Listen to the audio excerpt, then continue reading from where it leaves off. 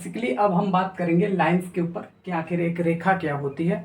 ये भी हमारे पास एक बहुत ही शानदार कंसेप्ट में देखने को मिलती है। अभी तक हम ये जान चुके हैं कि हमारे पास अगर ये हमारे पास दो एंड पॉइंट है, मान लेते हैं ए और ये बी, और उससे जब हम इस तरीके की मिलाते हैं, एक पॉइंट ए है और एक पॉइंट बी है, और जब हम उन दोनों पॉइंट्स को ऐसे मिलाते हैं तो ये जो हमारे पास बन करके आती है, हम इसे जनरली तौर पर लाइन सेगमेंट कहते हैं। इतनी बात तो आपको क्लियर हो गई होगी।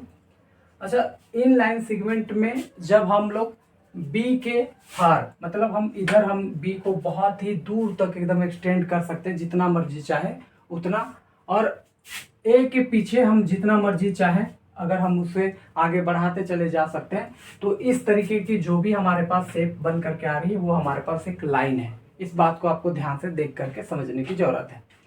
लाइंस की अगर बात करेंगे तो इसे हम ए बी लिखते हैं और इसके दोनों साइड में हम इस तरीके की एरो मार्क करके इसे डिनोट करते हैं ताकि वो पता चल सके कि वो हमारे पास लाइन है। जनरली तौर पर अभी तक हम लोग 3 डिनोट करने की टेक्निक जान चुके हैं कि अगर हमारे पास ए बी है, ठीक है, तो हमारे पास इन ए बी में अगर हम इस तरीके से अगर हम डिनोट करके चल रहे हैं तो वो लाइन सेगमेंट है। एक पॉइंट और एक एरो चिन्ह के साथ ये हमारे पास रे होती है, और दोनों साइड अगर हमारे पास एरो चिन्ह है तो ये एक लाइन की कंसेप्ट देखने को मिलती है।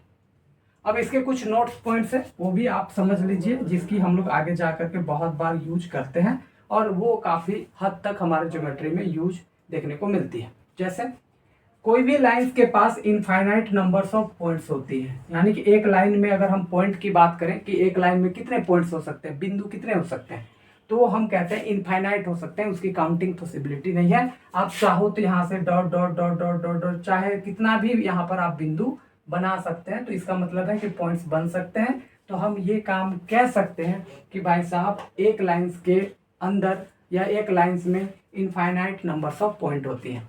अच्छा जी, अब आगे का नोट पॉइंट क्या कहती है।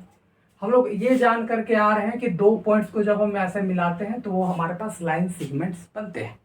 अब एक बात है, क्योंकि हमारे पास पॉइंट्स इनफाइनाइट है तो कोई भी दो पॉइंट्स को ऐसे मिलाते चले जाएंगे तो हमारे पास लाइन सेगमेंट भी इनफाइनाइट रूप से मिलते चले जाएंगी।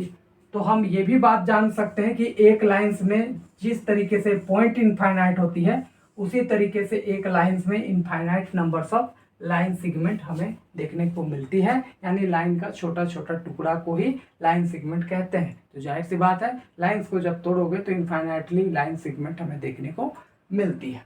ये कुछ बेसिक सी हमारे पास इंफॉर्मेशंस थी लाइन को लेकर के जो आपके सामने रखें। आज के लिए बस इतना ही, मिलते हैं हम लोग नेक्स्ट वीडियो में।